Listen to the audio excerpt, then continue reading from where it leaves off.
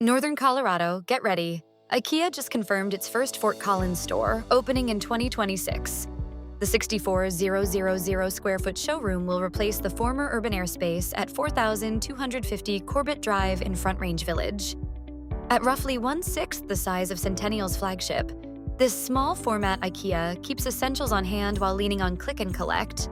Shoppers can grab 3,200 accessories, 250 small furniture pieces, and yes, the meatballs, veggie dogs, and cinnamon buns. Fort Collins is one of 10 U.S. openings. IKEA slated for 2026 as it pushes accessibility and digital services after 61 million in-store visits last year. Major retail draws can lift foot traffic, spur nearby development, and add resale appeal. Great news if you own or plan to buy in Southeast Fort Collins.